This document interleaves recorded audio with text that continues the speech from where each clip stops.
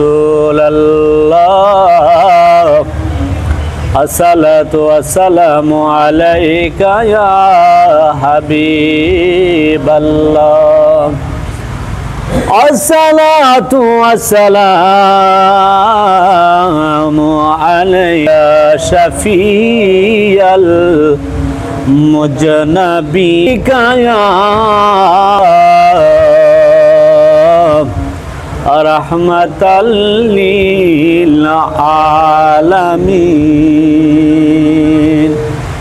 উপস্থিত সম্মানিত আহলে সুন্নাত ওয়াল জামাতের সম্মানিত সভাপতি, প্রতিষ্ঠাতা, সেক্রেটারি, ক্যাশিয়ার এবং আমার প্রাণপ্রিয় নবী প্রেমিক, আল্লাহ প্রেমিক, রাসূল প্রেমিক, ওলি প্রেমিক আমার সকল সুন্নি মুসলমান ভাইদের প্রতি আমার আন্তরিক সালাম ও অভিবাদন। আসসালামু আলাইকুম ওয়া রাহমাতুল্লাহি ওয়া বারাকাতুহু। ওয়া আলাইকুম আসসালাম ওয়া রাহমাতুল্লাহি ওয়া বারাকাতুহু। আমরা এই জন্য শুকরিয়া জ্ঞাপন করছি আল্লাহর, সুখে হোক দুঃখে হোক সর্বমুহূর্তে সর্ব অবস্থায় কার প্রশংসা করব? আল্লাহর। কার করব? আল্লাহ। লা ইন শাকারতুম লা আজিদান্নাকুম ওয়া লা ইন কাফারতুম ইন্না আযাবি লা শাদীদ।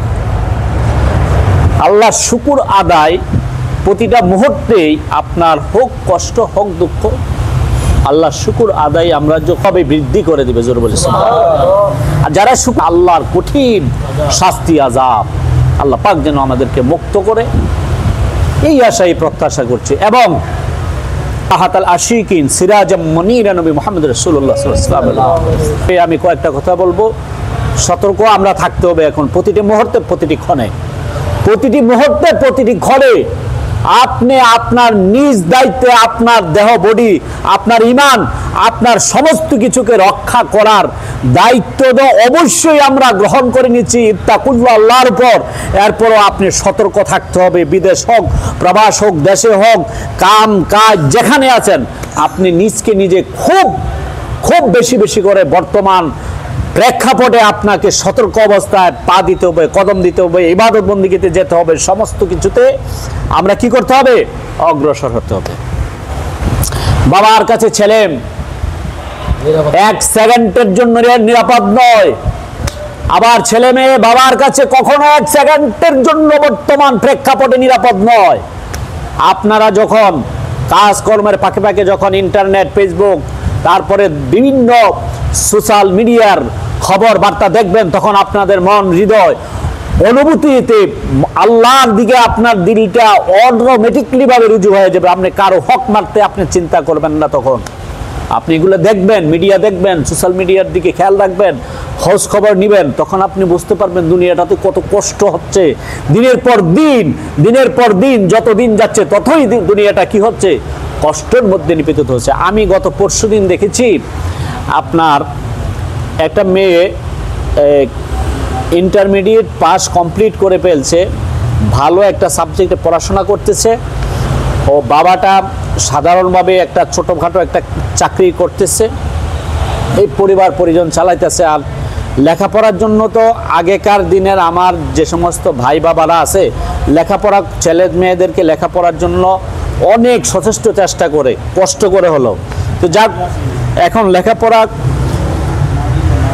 করাইতেছে, খুব খুশি, এবং কি আপনার ফার্স্ট ক্লাস পাচ্ছে, মেধা অনেক ভালো।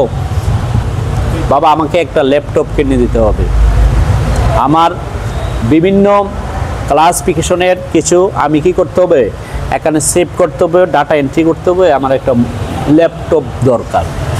তো বাবা বলল, মা আমার তো এখন ইনকামের যে অবস্থা না, তোমাকে এই কোর্সটা শেষ করো, তারপরে দেখি একটা কিনে দেওয়ার জন্য আমি চেষ্টা করব। এরপরে মা বলল, তুমি এখন হঠাৎ করে ল্যাপটপ চাচ্ছ? হ্যাঁ, ল্যাপটপ এখন কিনে দেওয়ার মতো এখন আছে, তোমার তো এখন ল্যাপটপের প্রয়োজন নাই, তুমি পড়াশোনা করো, কলেজে যাও, প্রাইভেট পড়ো, টিউশনি করো, এগুলো তো যথেষ্ট। কোনো কথা নাই, বাক বিতণ্ড হয়ে নীরব স্তব্ধতার মধ্যে আছে।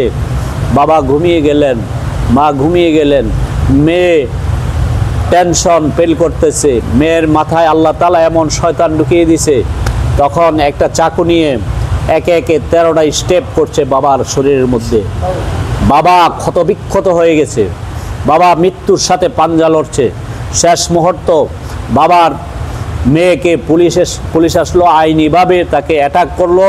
বাবা বলল, আমার জান তার যতক্ষণ পর্যন্ত থাকবে, আমি আপনাদেরকে অনুরোধ করে বলছি আমার মেয়েকে কখনো হ্যান্ডকাপ পরাবেন না। আমার মেয়ে ভয় পাবে, আমার মেয়ে চিৎকার করে উঠবে, আমার মেয়েকে কষ্ট দিবেন না। আর আমি যদি বেঁচে থাকি, আমার আলমারির ভিতরে আমার 40,000 টাকা আছে, ওইটা দিয়ে আমার মেয়েকে আমি আমার মেয়ের পছন্দ মতো একটা ল্যাপটপ কিনে দেবো। আর যদি আমি মরে যাই, আমি আপনাদের সবাইকে বলে যাচ্ছি আমার মেয়েকে যাতে এই ব্যাপারে কোনো হয়রানিমূলক আইনিভাবে কেউ বা এবং আমার আত্মীয়স্বজন কেউ না করে। তাইলে বুঝান, বাবা নামক বটগাছ, মা নামক বটগাছ কত যে উপকারিতা, যে যাদের বাবা নাই মা নাই তারা বুঝতে পারে বাবার কদর, মায়ের কদর কত যে সম্মানের, কত যে মর্যাদার। এখন আমি আরও দেখা যায়, আরও অনেক ঘটনা দেখা যায়, মোটর সাইকেল দেয় না তার জন্য মেরে ফেলে।